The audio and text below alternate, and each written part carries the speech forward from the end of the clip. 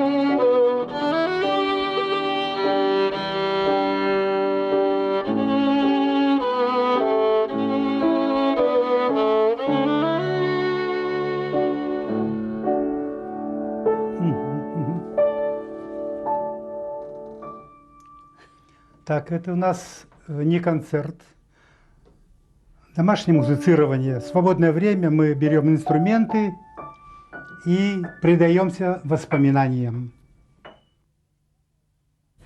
Артур Юлианович, а когда было ваше самое первое публичное выступление в качестве скрипача?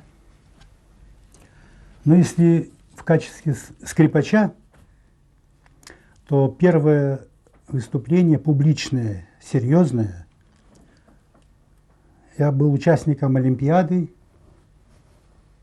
в 1935 году. Вот у меня есть снимочек, 10-летний мальчишка. Артур Дреслер, ученик 5 класса 6-й польской школы города Минска. Города Минска. А как получилось, что вы стали скрипачом? Дело в том, что отец мой, он, правда, рабочий, но он большой любитель музыки.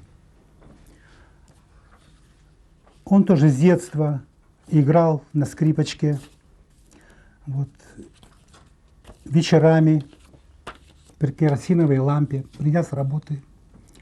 Он брал инструмент в руки и музицировал. Я очень любил слушать его. Обычно я устраивался у его ног и засыпал. Скрипичную музыку. Да. Однажды я даже вот что сделал. Когда-то крыли крыши гонтой. Это такая дощечка. Я нашел эту гонту, вбил гвоздики, нашел какие-то проволочки и сделал какой-то инструмент. Для меня это была балалайка пока.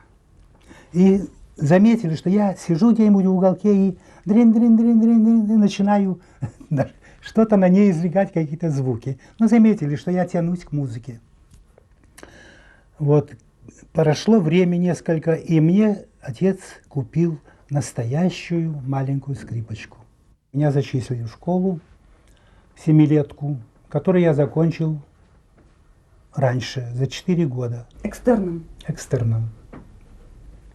Значит, я подготовил программу, и меня приняли в музыкальный техникум при Белорусской государственной консерватории. Тогда училищ не было, были техникумы музыкальные.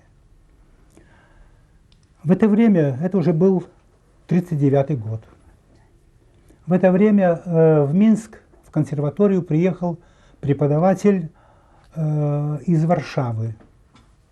Помните, наверное, когда освободили Западную Белоруссию, Западную Украину, вот оттуда приехал профессор-скрипач Герман Германович Соломонов. Он взял меня в свой класс. Ну, замечал мои способности. Я вообще был учеником старательным, трудолюбивым, прилежным, что было замечено педагогом.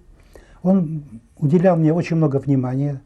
Даже последний год он меня приглашал домой. Мы делали дополнительные занятия с такой целью, чтобы техникум 4-летний курс обучения сократить.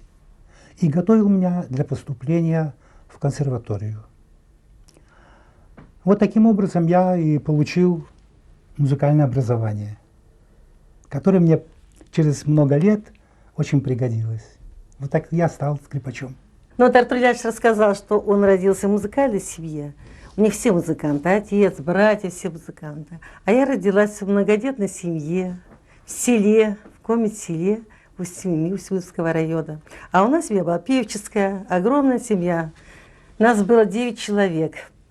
Мы всегда пели, мы с детских лет знали все русские народные старинные песни. А главным запевалом у нас был папа. У него был прекрасный голос у папы.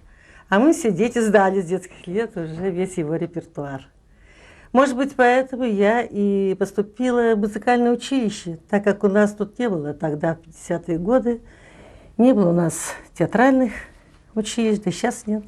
Я поступила в музыкальное училище, вот я студентка музыкального училища. Но вы знаете, да я все равно, даже вот в музыкальном училище, я только мечтала, конечно, о театре, только о театре. Я знала все спектакли, даже театральные, я знала почти все роли наизусть. Потому что я действительно пропадала день и ночь до занятий, после занятий. Ну, а когда уж мы познакомились с Артуром Ивановичем, я была как раз на последнем курсе училища, а Артур Иванович был тогда, ну, солидным дирижером оркестра нашего драматического театра. Такой интересный, талантливый, молодой человек, приехал в наш город Сыктывкар. Все девочки, конечно, были в восторге. Особенно моя группа. У нас одни девочки учились. А я тоже, он мне нравился как музыкант, ну, я никогда не думала, что он будет когда-нибудь моим мужем. Ну вот мы с ним встретились. А вот, кстати, можно узнать подробнее? Вот расскажите о вашей первой встрече. Как это произошло? Вы знаете, обычно люди встречаются как? Кто на работе, по службе, кто-то у друзей, кто-то в парке. Вот как раз у нас это произошло в старинном нашем парке имени Горького. Кирова. Я расскажу. Да. Вы знаете, Танечка, Да. раньше ведь танцы, у нас что? У нас было одно развлечение танцы. Вот в парке Кирова. И танцы были платные. Но так как, вы знаете, у нас была очень многодетная семья, нас танцы не пускали. И было 9 мая. На 9 мая... Не пускали? Кто не пускал? Родители? Нет, не пускали. Вообще без денег. Рубль стоил билет. Ясно. А на 9 мая объявили танцы бесплатно. И, конечно, вся молодежь ринулась в парк. Я пришла тоже со своими подружками с училища. Смотрим, оркестр наш театральный. И вдруг заиграл вальс.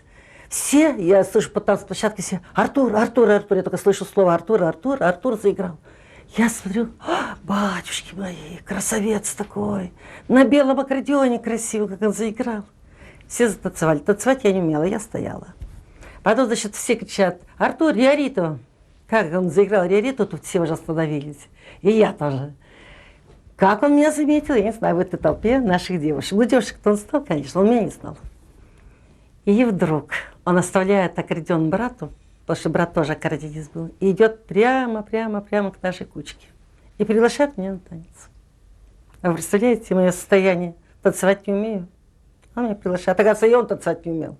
И мы пошли с ним. А брат, когда видел, что мы танцуем, он еще больше, да? Увидел, что Артур пригласил девушку. Конечно, я топтала ему все ноги. Через каждый, извините. Через каждый, извините. А потом сказала, раз, два, три, чтобы только не перепутать.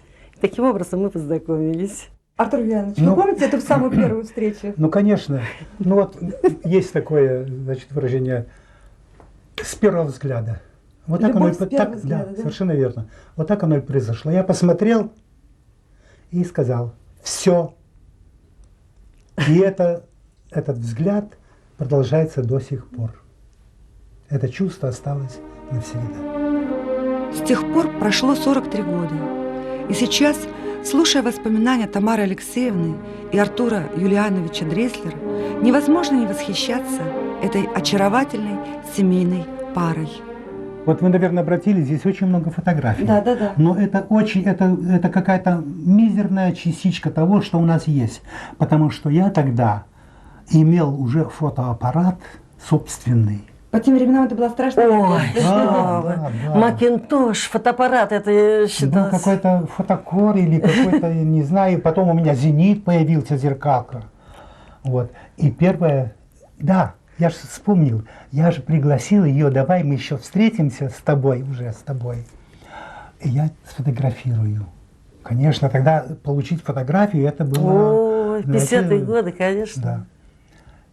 Я ее сфотографировал. В конце концов я сказал, Томочка, я хочу познакомиться с твоими родителями, с твоей семьей. Ну и со И временем... вот когда он со пришел, и временем увидел такую огромную кучу детей. Я так я большой зашел в семьи. семью, смотрю, оттуда глазки глядят, оттуда глазки. Там маленький Лешенька идет, самый маленький. Оттуда глазки. Кругом любопытство. И говорят, у Тамары хоррор пришел. Вы знаете, когда мы поженились с Артуром Яновичем, нас пригласили в Рыбинский театр, вновь открывавшийся. И я узнала, что там открывается актерская студия. Я с удовольствием приняла это предложение, и мы тоже поехали. И мы поехали здесь не одни, с нами поехал главный режиссер Лапа Старженецкий, главный художник, Шамраев, главный герой, и мы. А там открылась студия для молодых актеров. Ну, мы играли там в вспомогательном составе и учились. 2 года мы проучились, и я, сейчас я вам покажу, может, да? Да, конечно. Моей дипломной работой была Иринка. Ирина в спектакле «Перед ужином», розовая. Я получила очень большую оценку. Председателем нашей комиссии был Шишикин, главный режиссер Ярославского театра. Он даже сказал, так, эта девушка пойдет далеко. У нее большое будущее. В этом театре, в Рыбинском, я переиграла все роли детские, всех девочек, всех мальчиков, все сказки. Я была в амплуа такой травести. Вот у меня, видите, все мальчики, все девочки, как только роли начинались, это я. Через 2 года нас заметили главный режиссер Южно-Сахалинского театра, уже областного. Это Рыбинский городской театр, был областного театра. И нас пригласил на работу уже в Южно-Сахалинский театр. Меня в роли героини уже пригласили, не травести, а амплуа героини молодой, а Артур Янович как за музыкальной частью, как дирижер оркестра, как композитора. И вот в Южно-Сахалинске началась моя настоящая творческая работа. Там я вела почти весь репертуар на мне был. Я играла все почти главные роли. Я проиграла 10 лет. Вот моя роль, главная, я считаю, очень сложная роль, психологически сложная. Это Женя Каверина в спектакле «Рассудите нас, люди». Потом снимался фильм «Молодые» по этой пьесе. А первой ролью, в которой я себя очень хорошо показала, это вот госпожа министерша, я играла Дару. Дара – это как раз гастроли наши. В общем, весь репертуар почти держался до меня. Очень много мной сыграно ролей. Да, вот мои все фотографии. 104 страницы про любовь, стюардесса Ирина. Это ту роль, которую играла Татьяна Доронина, да? Татьяна Доронина в фильме, я в спектакле «Девять женщины». Вообще сыграно мной очень много ролей. За мои 10 лет где-то около 20 главных ролей я сыграла. Ну, вы знаете, когда играешь много положительных, красивых, влюбленных героинь, мне так хотелось сыграть характерную, острохарактерную роль. И, наконец-то, я получаю роль характерную, шикарную роль, в которой я так блестанула, мне сразу подняли разряд высокий. Это была пицца-кица в спектакле «Требуется лжец». Я заходила на сцену, выходила на аплодисменты и заканчивала сцену тоже на аплодисментах. Великолепная была роль. Одновременно с работой актрисы я работала еще режиссером в детском театре. Там же. Там же, в Южно-Сахалинском детском театре. Вот мои как раз репетиции. Как я начала работать режиссером, я поступила в Восточно-Сибирский государственный институт театра и искусства. Сдавала на режиссерское отделение. Сдавала я экзамен, так интересно, вступительные.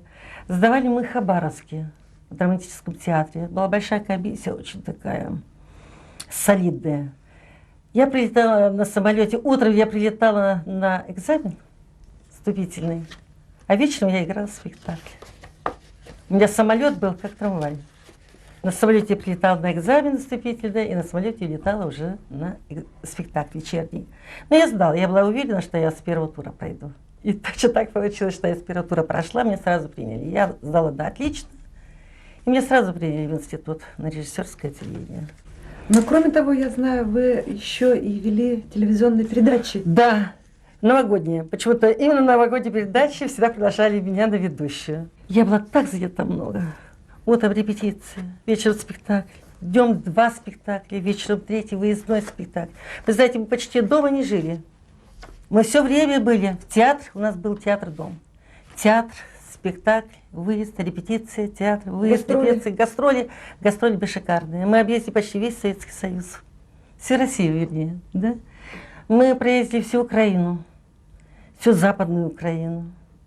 Белоруссию, Западную Белоруссию. Вообще объездили мы от Воркуты до Бердянска, до Азовского моря, до Черного моря, до Владивостока, Владивосток, Хабаровск, весь Сахалин. Мы проездили все до гастролей с театром. Мы благодарны театру. Да, конечно, осуществилась моя мечта. Я была актрисой.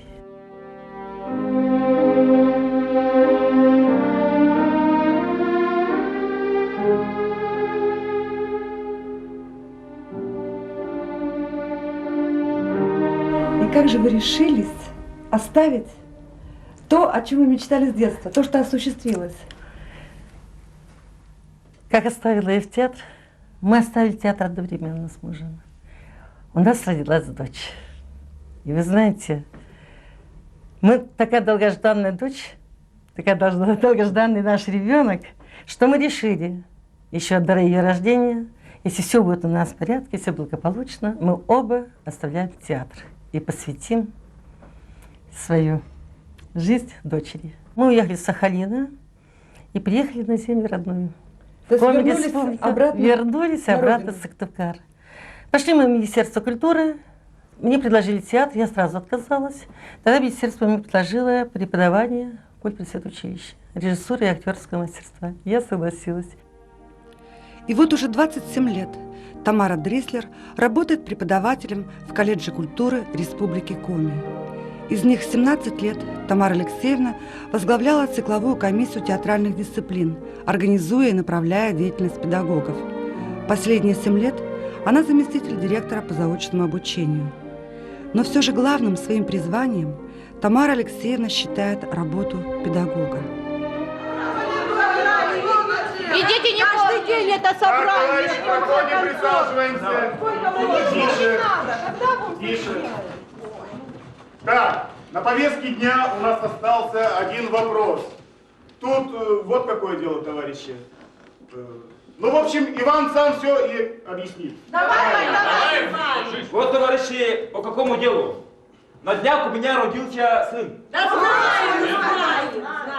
И вот пришел я к вам посоветоваться, какое имя дать ему. Моя Лукерья хочет его крестить в церкви. Правильно. А я как коммунист Не позволю. Вот и посоветуйте мне, что мне делать. Какое имя дать ему? А где Лукерья-то, Иван? Где Лукерья? Лукерья! Лукерья, лопатью! Проходи, Лукерья, присаживайтесь. А вы, мужики, бросьте курить. Ребенка откурите.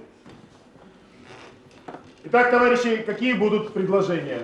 Давайте Владленом его назовем. Да у нас полрайона, Владлена, вы что? Ну и что еще один будет?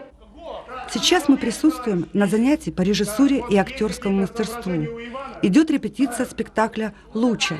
Это авторская сценировка Тамары Дреслер по одноименному рассказу Виктора Савина. Ну что ж, товарищи, голосуем. Кто за Лучу? Единогласно, пиши. Сына Ивана Кисюрова назвать Лучей. Ну что, товарищи, на этом собрание закончено. Да, ну и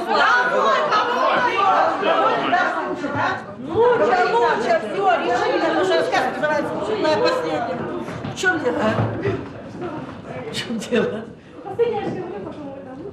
Ну, давай, пожалуйста. Не, это ерунда, это... Так, вернулись все.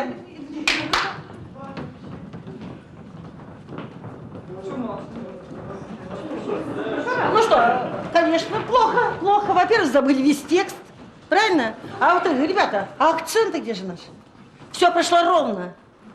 Как назовем? Ведь да, каждое имя такое, да? Как Владлен, Сталина и прочее. Реакция должна быть правильная. Одобряете или не одобряете? У вас реакция была на каждое имя одинаковая. А тут Лучинский. Это что же, сын назовем мы Лучинского, да? Женщины против, мужики за. И вы знаете, я не потеряла свою актерскую деятельность. Я ставлю так много спектаклей со своими учениками. Я столько переигрываю ролей. Мне кажется, я переиграла столько ролей, больше, чем в театре. Правда, и в театре у меня много было ролей, но сейчас я переиграла, по-моему, больше. То есть как режиссер? Как режиссер и как актер, потому что я переигрываю все роли, которые играют мои ученики. Поэтому я не жалею. Я не жалею, что вот я уже полжизни отдаю преподавательской работе. И никогда не возникает чувство сожаления о том, что вы оставили сцену? Было первые годы. Был первый год, особенно когда мы смотрим спектакль, все, у меня начинается такой трепет, такое сердцебиение. Ну, то я иду на работу утром к своим ребятам, и забывается все. Но, вылетели. А сейчас давайте просто понаблюдаем за работой режиссера Тамары Дреслер над учебным спектаклем по пьесе Виктора Савина «В раю». Темя нас тут, и темя у тебя, и Марфа. Вот сколько! Там заведялся ради. Ой-ой-ой. Давай лучше чью-то. Вот. Начинаем.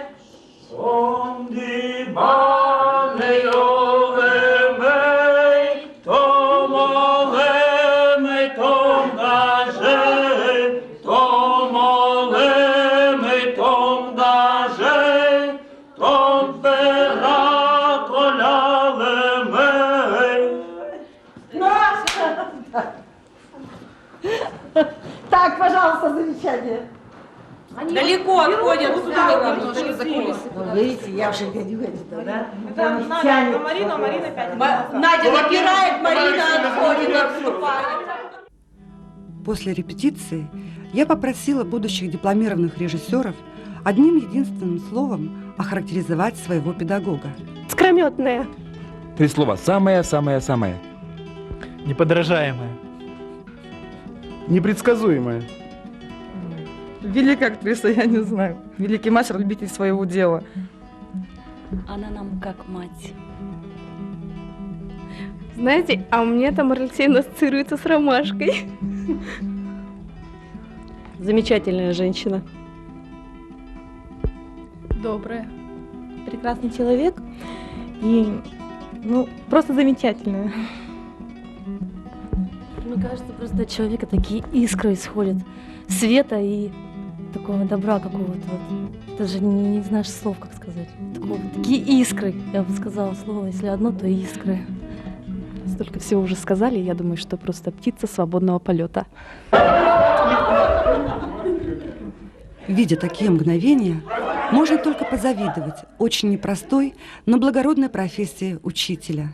Кстати, муж Тамары Алексеевны, Артур Юлианович, тоже был педагогом, вел класс скрипки в Сыктывкарской детской музыкальной школе.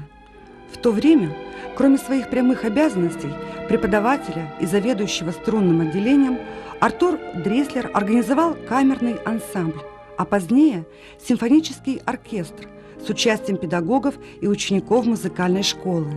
Свою дочь, младшую Томочку, как называют ее в семье, Артур Юлианович тоже хотел приобщить к музыке, но она выбрала специальность психолога и сейчас, продолжая педагогическую династию, работает в филиале Санкт-Петербургской академии культуры и в колледже культуры Республики Коми.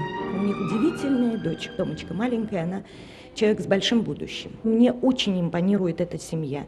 В Артура Ульяновича влюблены все. В каком бы возрасте женщины не находились, они никогда не замечают, в каком он возрасте находится, ну, потому что действительно это полное очарование. И они друг друга, в общем, дополняют, конечно. Артур Ульянович – это человек с поющей душой и с уникальными руками, которые могут все. Я вот смотрю, как он работает на даче, как он делает какие-то поделки из дерева, как он обустраивает свой дом, свою квартиру, как он играет на скрипке этими необыкновенными руками. И Тамара Алексеевна рядом, она действительно за ним, как вот за каменной стеной. Прежде чем вы услышите ответы наших героев на вопрос, что человеку надо, хотелось бы сделать еще несколько штрихов к портрету Артура Юлиановича Дреслера. К примеру, послушайте, с каким трепетным отношением, свойственным лишь серьезным музыкантам, говорит он о скрипке. Скрипка – это такой инструмент, где нужен, чтобы аппарат был в идеальном состоянии.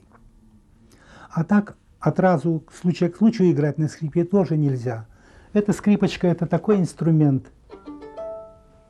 Она требует внимания ежедневного труда, работы. Только тогда можно называть себя скрипачом. Вот я сегодня попытался, конечно, неуклюже все это было, но как смог. Вот. Иногда я во сне играю, хорошо играю, так как я чувствую. Ну а в действительности мне сейчас это дается с трудом. Но все равно тяга осталась у меня к этому благородному инструменту. Имея абсолютный музыкальный слух, Артур Юлианович владеет редкой специальностью настройщика и реставратора музыкальных инструментов. Сейчас он на пенсии, но не расстается с работой в Театре оперы и балета Республики Коми, где в свое время был скрипачом в оркестре. Неведомо, как бы сложилась судьба этого талантливого человека, если бы не жестокие испытания, выпавшие на его долю. Дреслер, как и миллионы наших соотечественников, стал жертвой сталинских репрессий. Вы знаете, конечно, очень больная тема. Знаете, я, например, даже не могу, видите, без волнения говорить. Хорошо, я скажу. Представляете, вот такой мальчик, скрипач, рожденный для скрипки, для музыки, который готовился в консерваторию, которого обожали профессора. Его же назвали вундеркиндом. Вообще, он вообще действительно вундеркинд. И вот только исполнилось ему 16 лет, началась война. И только потому, что у него папа был немец, все, их всех сослали с Минска. И с этого началось. Представляете, какая несправедливость. Мама у него русская, сибирячка, Ершова Антонина. А вот папа был польский немец. Да, это сыграла запись в паспорте. В паспорте, что он немец. Он даже паспорт не успел получить, представляете? Фамилия и национальность, немец. Меня сразу пригласили, сказали, вы такой-то, да, пройдите туда. Ну, я и прошел. И все. И все. И отправили его на угольный Было шахты. поселение, потом было хуже, больше, и закончилось без всякого суда, без всякого следствия. Мне просто дали такую маленькую бумажку, распишитесь, что вы приговорены к 20 годам тяжелых каторжных работ. Все.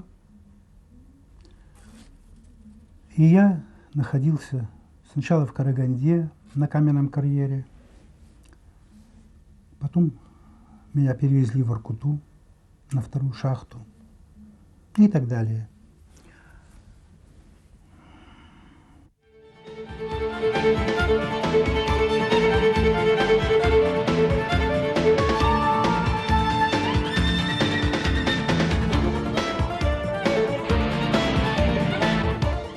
Главное, что надо, это нужно счастье.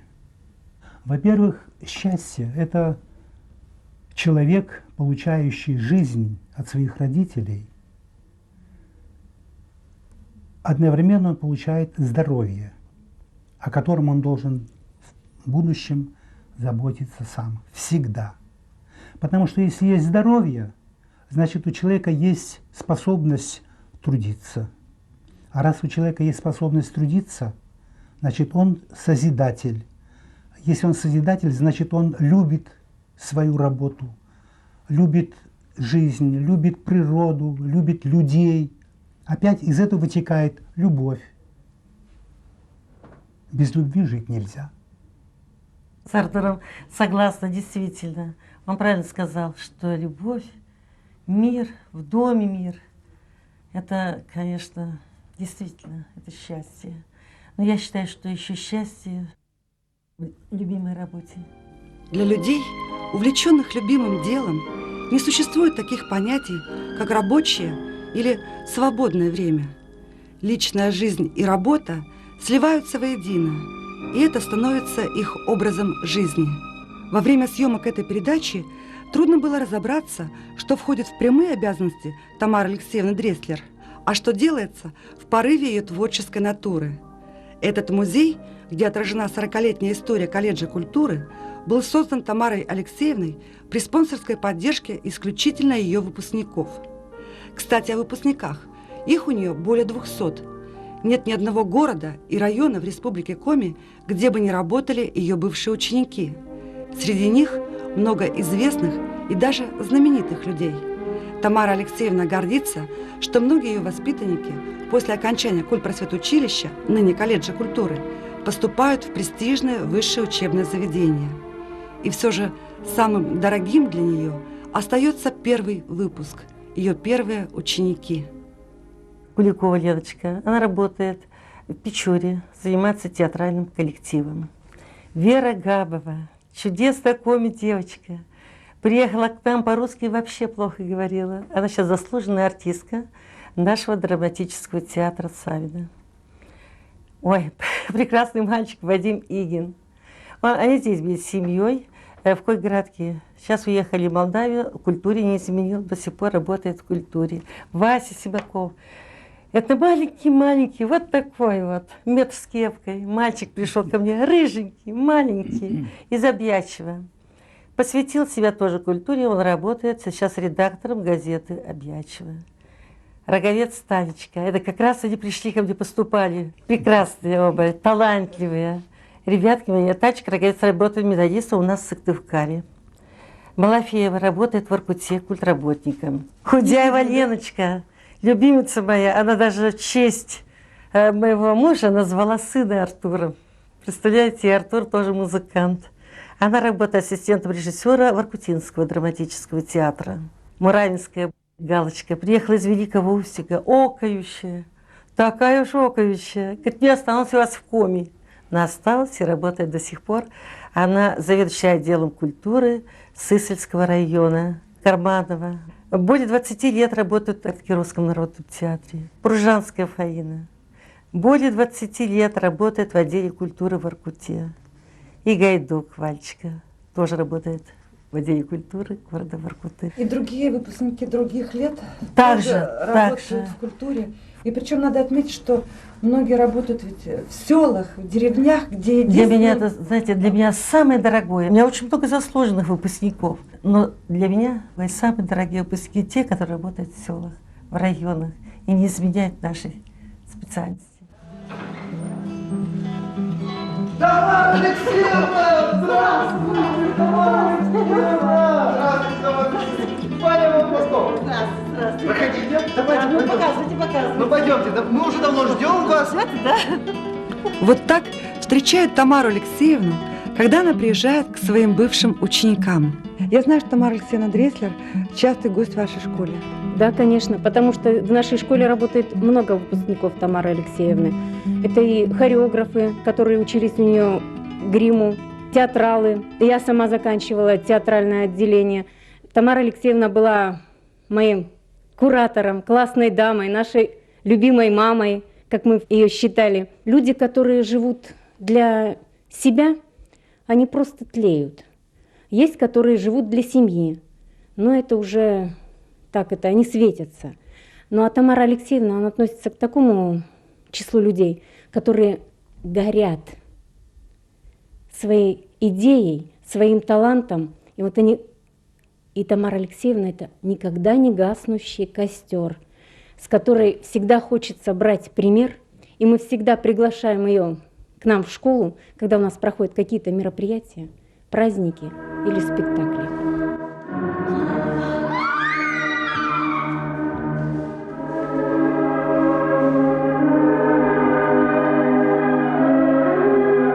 Сейчас специально для Тамары Алексеевны воспитанники ее выпускницы Жанны Мирвода, руководителя театрального коллектива школы номер 15 поселка Верхняя Максаковка, сыграют новогоднее представление.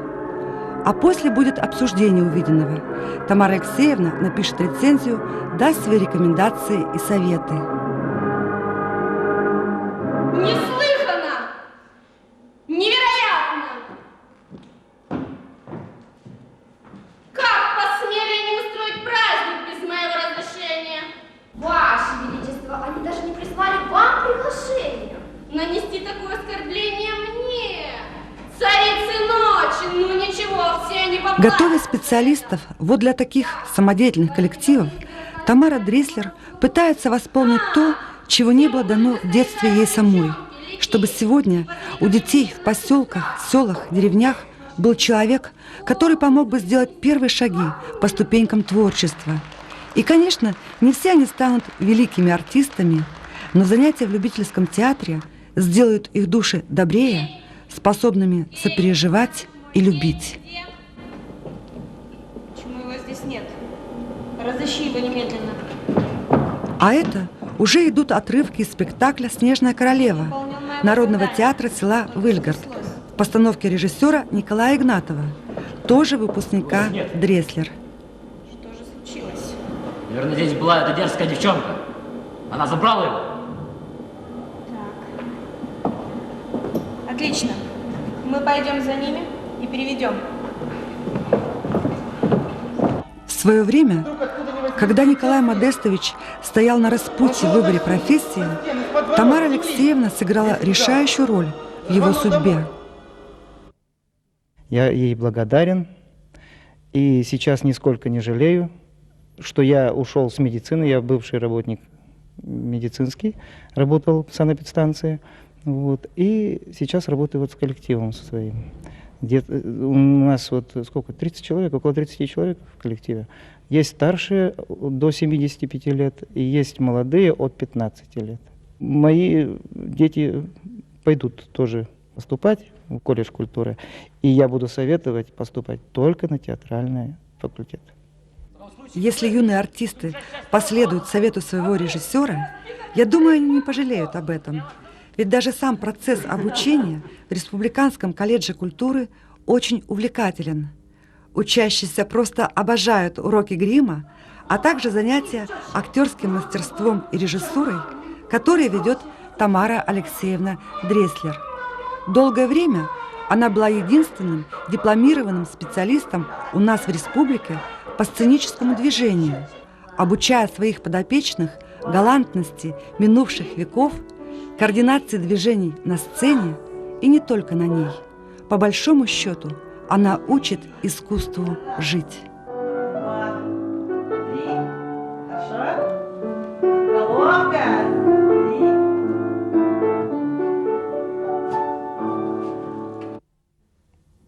У меня был такой момент, когда еще был в Воркуте, я познакомился с одним старым молдаваном. И он говорил: Артур, давай я тебе погадаю. Я говорю, погадай. И как-то ночью мы вышли из барака. Он говорит, нам нужно выйти ночью под небо открытое. Он нашел какие-то камешки, камни, какие-то осколки, стал их раскладывать. И вы знаете, он мне рассказал всю мою жизнь. Предыдущую? Да, что был ты таким-то, вот, ты способный был, хорошо у тебя было, потом у тебя случилось несчастье, было то-то, то-то, то-то. Но пройдет очень немного времени, и ты вернешься к прежней жизни и будешь счастлив вдвойне счастлив. У тебя все наладится, и ты таким же будешь до самой смерти счастливым человеком. Он мне предсказал это. И, вы знаете, я его часто вспоминаю, все его сбывается. Не знаю, может быть, это фантазия какая-то, но все получается у меня так. Как он предсказал? Как он предсказал. Я там рассказывал об этом случае. Был такой. Сейчас я живу прекрасно. Все у меня есть. Ну, конечно, нужно трудиться. Без труда ничего не будет. И потом надо еще, знаете, уметь творить добро. Как говорится в Писании, сотвори добро, и воздастся тебе.